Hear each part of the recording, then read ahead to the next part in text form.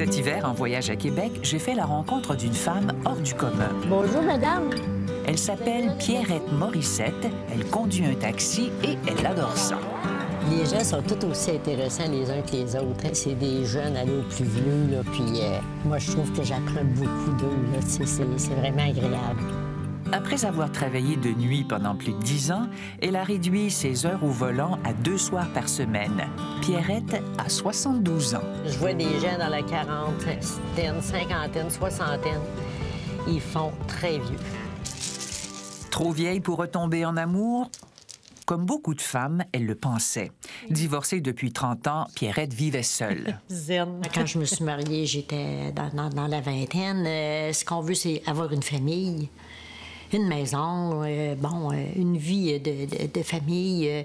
C'était un but, là, c'était un rêve. Et ça a été réalisé.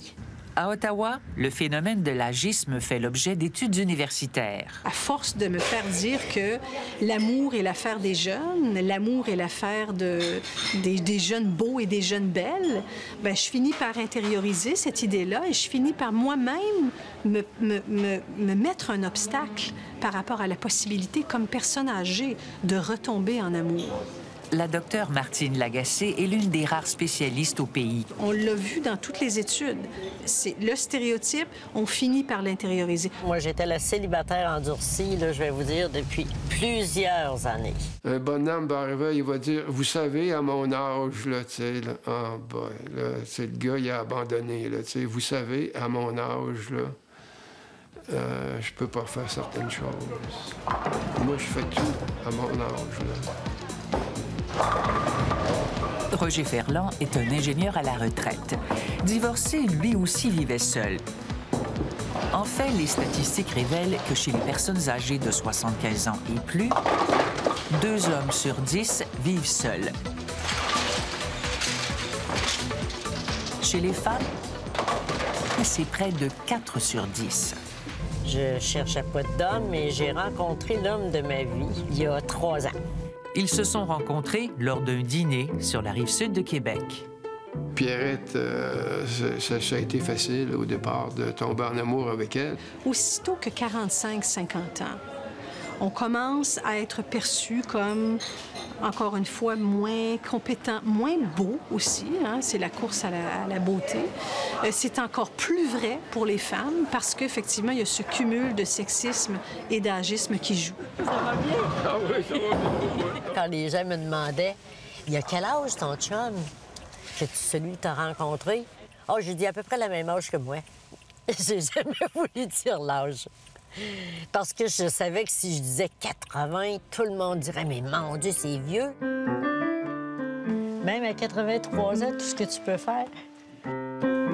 Le couple vit aujourd'hui dans une maison que Roger a achetée et qu'ils ont rénovée ensemble à Saint-Romuald, sur la rive-sud de Québec, la ville où Pierrette a été conseillère municipale pendant plusieurs années. Ça, c'est une de mes toiles. C'est une toile que j'aime beaucoup. Elle est plus petite, mais vraiment intéressante. Ce sont les amoureux qui se promènent sur le trottoir, là.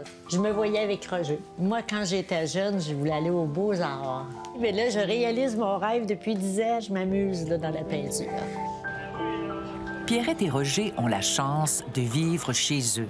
C'est que dans certaines maisons de retraite, retomber en amour peut constituer un sérieux défi. C'est pas nécessairement, banni, ce que nous, on a observé, mais c'est qu'il y a un inconfort de la part des soignants. Parce que, mais des dirigeants aussi, parce qu'on ne sait pas jusqu'où ça va aller. On ne sait pas jusqu'où est-ce que le couple va vouloir vivre ensemble. Ce couple-là, comment on va l'annoncer aux autres aussi. Mes 3 jeunes, Éric, Stéphane et Guylaine. Leur amour a été bien accueilli par leur famille. Il arrive que les enfants soient réticents à ce que leurs parents aiment à nouveau. Peut-être craignent-ils la disparition du patrimoine familial? Souvent, on va dire à la personne âgée, bien, peut-être que tu gères mal tes sous, tu gères mal ton argent, tu gères mal tes finances. Donc, il faut te fier à tes enfants et on va te donner le conseil, justement, d'éviter de naviguer dans des eaux un peu inconnues avec des gens que tu connais pas. Tu vas tomber amoureux, tu vas tomber amoureuse. Et donc, peut-être que tes finances vont être massacrées.